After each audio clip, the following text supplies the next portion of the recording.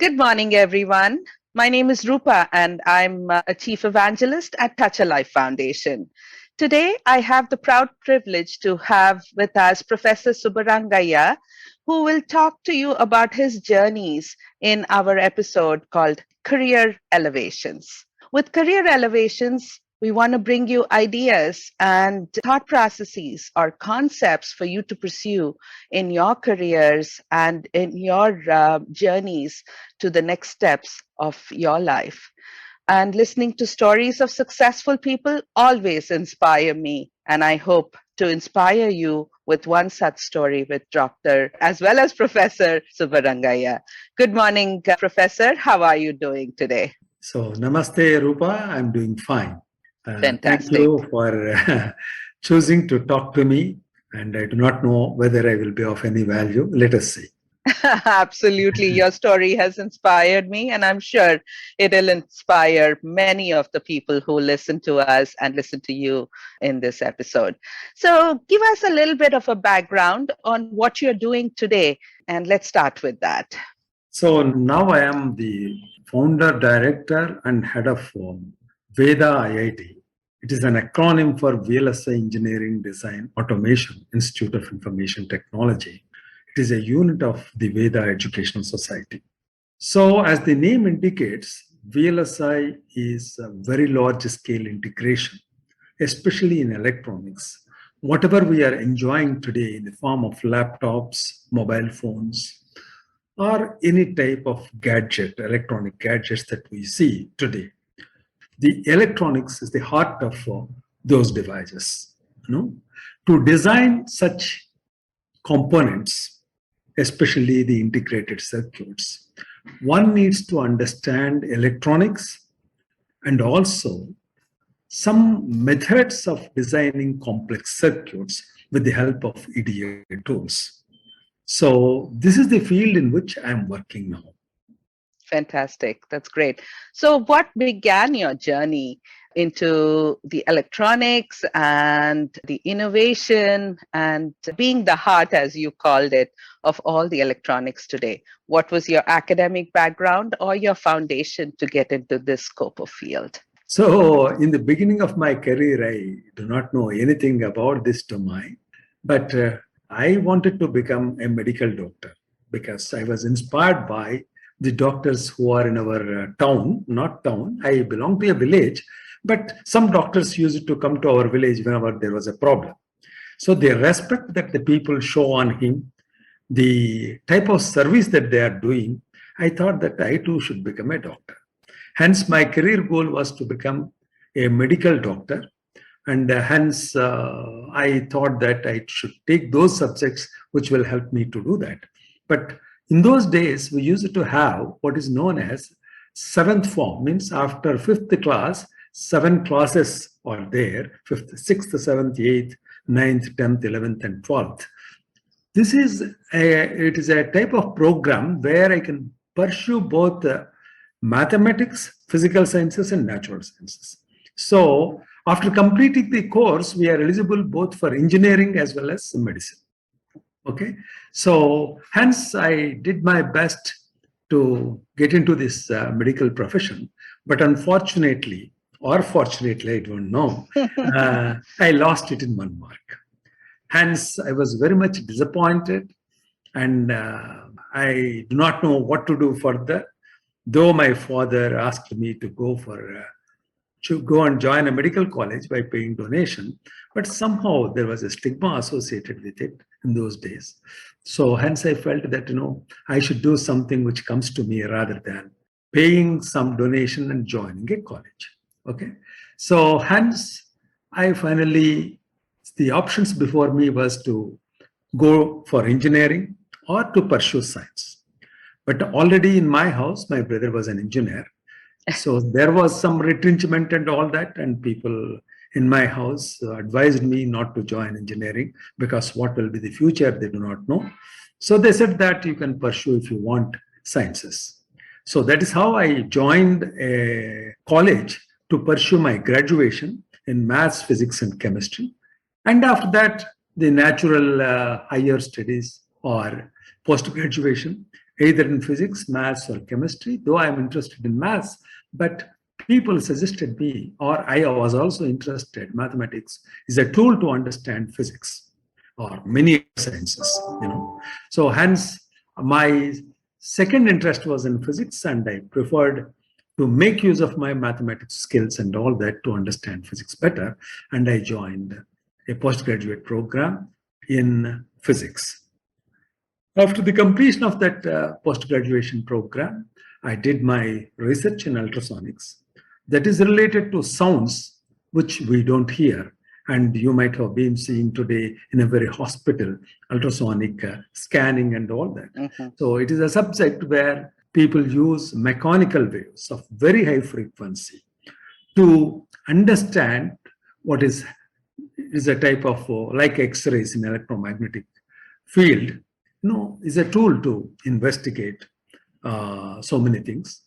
So, see, my interest was not in medicine, but in those days, how to understand the behavior of certain substances, certain solutions, and how, especially the water and its behavior. So, in the presence of various salts and electrolytes and non-electrolytes, that was my research interest in those days. But my second best interest was in, I may say that my first interest is in electronics. Ultrasonics I did because, the research I did because that was the facility that we have in our university where we can work. My research guide was pursuing ultrasonics. He suggested me, though I said that I'm interested in electronics, that is only possible. So hence I have chosen that. I did my PhD in that. And finally, I pursued as a career something in electronics and physics. So I used to teach physics, mathematical physics, electronics, and I used to develop labs and many teaching aids to make people understand the subject. And of course, my research interest continued parallelly. So this is how I was working in the university as a lecturer, reader, and professor. And finally, there was a call from the industry, say after 25 years of my service in the university, because of that request from one of my old students, he was like my same contemporary, Mr. J. Chaudhary, requested me that, somebody wants to start, especially Mr. Goode wants to start a VLSI industry in India, but there is a manpower problem and the universities are not prepared to train them because, that subject is new. So hence they invited me to develop the teaching curriculum, labs, and also training material to see that the people are trained into this particular domain. And say the object was to make them job ready in a short time. So in that context, I came and see why I have to come to the industry, because though I like the university, I want to continue my career. See, in those days, though people pursue physics, what happens is many of them are not getting jobs in physics. Mm-hmm. So very few people who are interested in research can go and pursue something in science. But others, some of them are becoming lecturers or readers, teachers in physics. But many are moving into banking and other sectors, which is no way connected with them. So hardly 10% of people were getting jobs, and the remaining people were, about another 10 to 20% are moving to banks and other types of government jobs. But many others started looking for a career which is totally different. So hence students used to feel that, why we are pursuing this subject. People having passion anyhow grow in that domain. So then I used to think that we should do something. A lot of discussion was there. There is a industry, university, say UGC, CSIR, all people used to say that there is a lot of gap. These two are in two ivory towers. Industry is in one ivory tower, and universities are another set of ivory towers. They don't work together. That's why there is a gap. So then when this call came, I thought that, let me try to understand the industry and their needs. And they are asking us, why not we go and do something? And fortunately, that transition helped me to understand the industry better and also help the industry to the best of my abilities.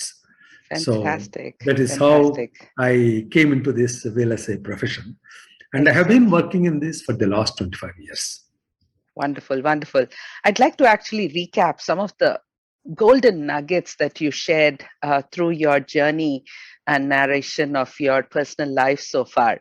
The first is, I think as students, as we are in our educational or our primary years of growing into the academic system, we tend to default to careers that have been around us, like your story of seeing the doctors come into your town and being inspired to pursue medicine.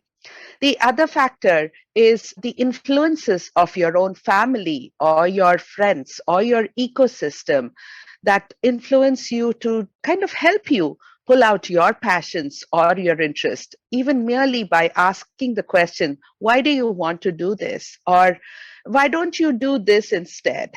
Are the second rudimentary question that you need to ask yourself and be in a position to be either mentored or be around those people who can make you think at that level of advancement. The third point that you shared was your internal passions were kind of talking about math and physics. And then you had to make a choice to specialize. And that's when what is around you, what is available around you, what places you can get admissions into, definitely carve the next path.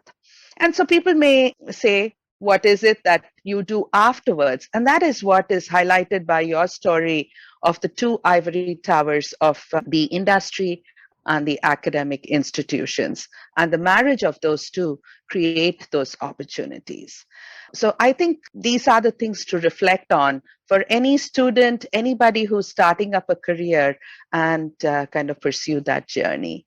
So that's fantastic. And in today's age, what I see in many of the students is that the academic programs have become a little bit more open-ended. You don't have to commit to a certain program. At least here in the United States, you have the ability to go into an open program and pursue multiple subjects that you are interested in and then nail it to the subject that talks to you or you feel the urge to be part of. So that was fantastic for you to have narrated and gone through those steps or blocks of decision making through your career. Thank you. That was wonderful.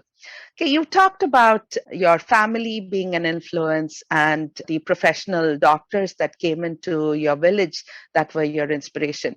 What were some of the other inspirations that made you go into this area of electronics and VLSI and those sort of things? Will you be able to share a little more insight into that, Professor? So when I was in the university, see, people used to request me to give some radio talks and other types of things, social media. In those days, social media or electronic media was radio, television, and all that. So they used to ask me, tell about the prospects of people in electronics because I was in electronics. So we were 20 years behind the world in those days, especially in 80s and 90s. We were, say, the Western world is very much advanced, especially in this field. But we were pursuing something involves transistors and other types of devices, whereas the foreign countries, especially America and other types of countries, they were working on latest technologies. So hence I thought that, being in electronics, I should understand this VLSI, what this field is. But to understand this, if I were to continue in the university, it is somewhat difficult, since an opportunity came to me from the industry in VLSI. So I thought that first let me understand the industry, its requirements, how they do various types of things, So once I came here, especially started working with industry, I developed a lot of interest, especially the field itself was quite interesting for me. Okay. So in this field, say, as I told you that how do I bridge the gap between this academia and industry was my passion. So I was inspired by this, to tell you frankly, this teaching hospital model that people pursue in medical education. Because you can't think of a medical college without medical hospital associated with it. See, why they want it? Because when the students study and the professors who are working with patients and various diseases, then their experience is much better than others. They are realistic, practical, and their laboratory is the hospital. And they can learn many things there. So I thought that engineering is somehow missing this. See, especially in India, most of the engineering colleges were isolated from the industry, except a few like IITs and NITs. So I thought that if there is something that can work for the student in the industry, like in a hospital, and people who are working in the industry are trying to educate them, then they will get a lot of practical knowledge. You can learn by doing, you can do by learning. So this concept inspired me, and hence I used to involve most of the industry people in curriculum development, in design of experiments, in teaching, all these things. They were of great help. And my academic background for last 25 years before joining, and this helped me to, some synergic benefits came to this. So hence I made my curriculum and other things in such a way that only 50% of the time they will have classroom work, 50% of the time they do lab work, so that the work that they do in the lab is corresponding to what they study in the theory. So there is one-to-one correspondence. Then the understanding becomes much better. That is, anything when becomes experiential, the knowledge becomes clear, and students also get a lot of interest. And our first results proved to, especially the industry, felt that these people are much better than the people whom they take directly from the institutions and train them. Because now they are undergoing a structured training in the industry in the way that they want. And their concepts are very clear and they are practical. So when the results are coming very encouragingly, then I started developing much more interest. And later, the government of Andhra Pradesh on one side, see the other side, BITS, you might have heard BITS, is one of the privileged premier institutions in the field of technology. They also wanted to understand why VEDA IIT has become so important. What is it that we are doing different than others? So they also expressed some interest, and I happened to visit them. So during that time, Jawaharlal Nehru Technological University came forward. The state government was interested. So that is how we started one postgraduate program in VLSI engineering. With my university experience and industry experience, this was the first program with an industry by a university in those days, other than BITS. So then this program became successful, and the people who are getting trained there are becoming very, very useful for the industry. So that we continue, and even now continuing. So we have been running this postgraduate program for the last 20 years. Wonderful. And this experience has now helped me to, especially today, the university has agreed with, has come to an understanding with VEDA IIT. And say in this context, they are asking me to give 40 credits program to BTech students. So that, any BTech student who is interested in this VLSI engineering or embedded systems in semiconductor design. Right. So he can come and pursue in VEDA IIT for 40 credits, and these 40 credits will be transferred to the university. So that means the 4-year BTech program, the final year becomes an option for him to pursue the career in VEDA IIT, and what all they have studied in VEDA IIT will become part of their curriculum. They get the degree. So that means they need not complete BTech only in the college. So part of it, because, especially industry project is becoming very difficult for them. If they are selected into VEDA IIT, what happens is industry project is going to be there. and a lot of concepts are going to be given for them. A lot of practical training will come. After 6 months of training, then they go into the project, and in the project, they can work with industry on live projects and other types of things.